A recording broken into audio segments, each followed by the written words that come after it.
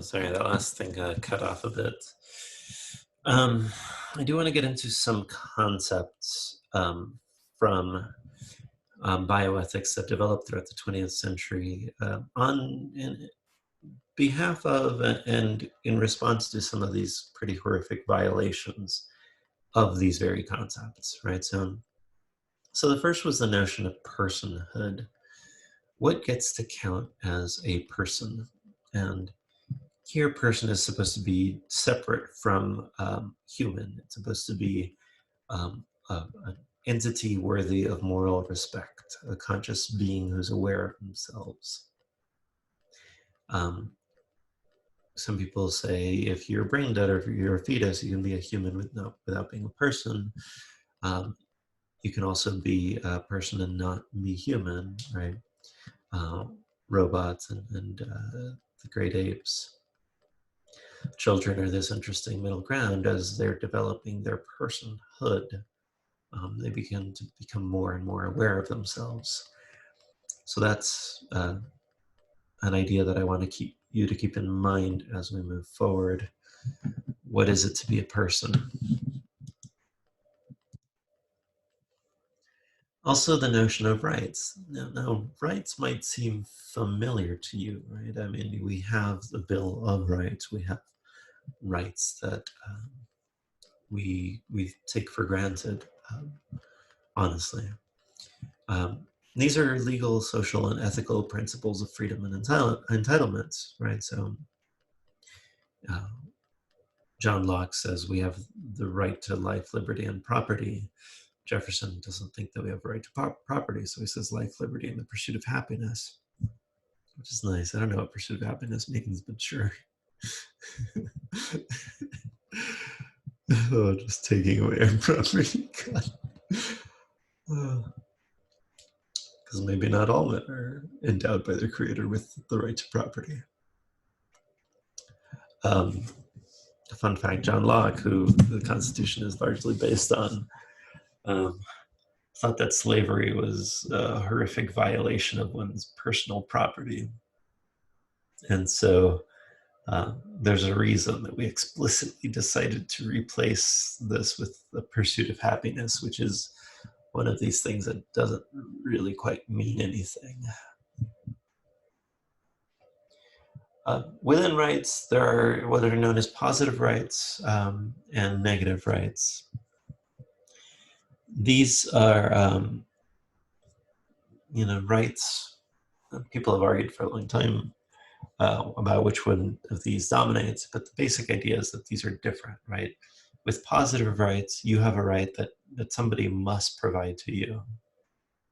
Negative rights are things that people must be prevented from taking from you. Wrestle with that distinction a little bit. I think it's intuitive, but the framing and the word choice might not make immediate sense if you're not well-versed in this. Right, so you have the positive right to, some people think healthcare is a positive right, for example, safety, that kind of thing. Negative rights are others must not prevent you from exercising them. So we basically think of these as anybody can do them. You can, don't yuck your yum, do whatever you want. But if you're interfering with somebody else, or you usually don't have that right, and the government has gives you the negative right not to be bothered by their intrusion in some of these.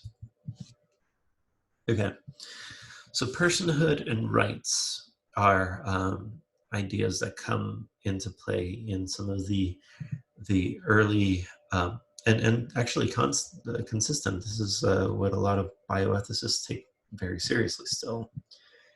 The Belmont Report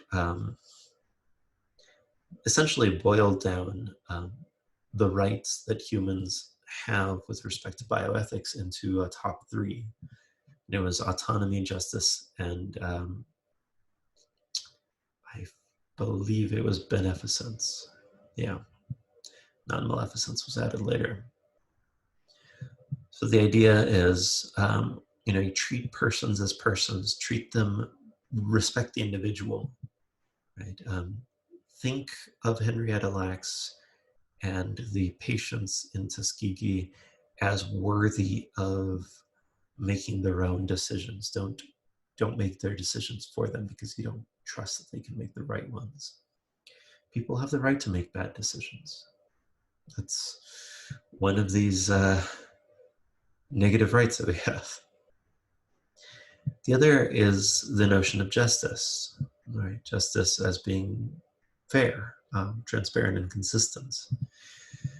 One of the big problems with Henrietta Lacks and with Tuskegee and Holmesburg Prison and Terre Haute Prison and the prison in Guatemala, lots of prisoners suffer really bad. Even U.S. Service members in the Vietnam War, right?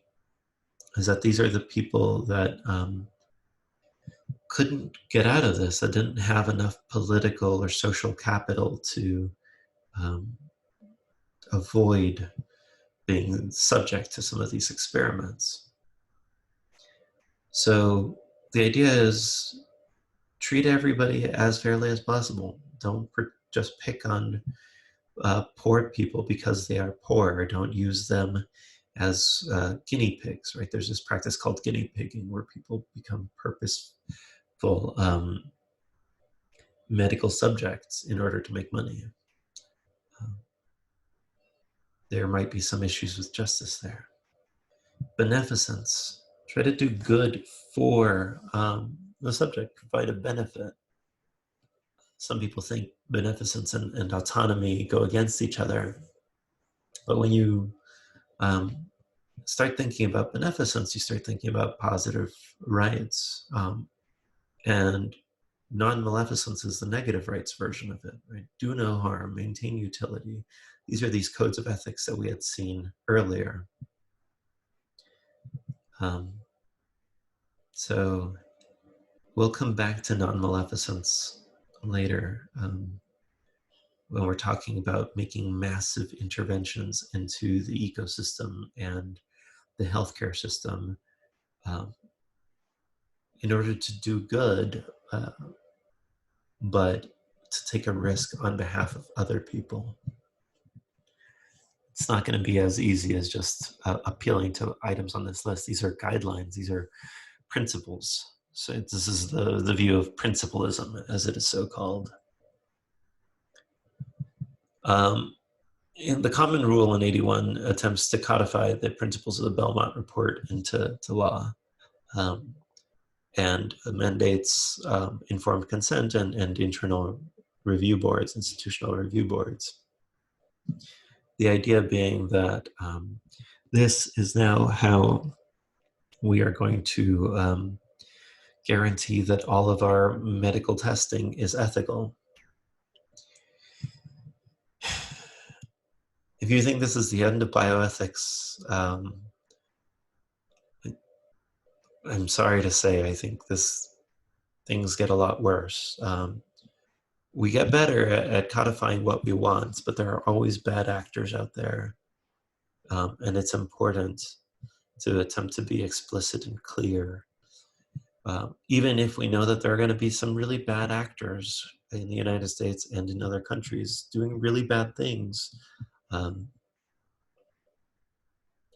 to usually minority populations, like the Uyghurs or the Rohingya. Okay. Why should we study this? I think it's important to know what happened in order to understand why policy is the way that it is. It's really hard to understand how we end up with the weird mishmash of laws that we have and policies that we have without knowing the history. A lot of these are historically based. I think it's also important to try to grapple with whether what we've done in the past was good or bad or worthwhile or not.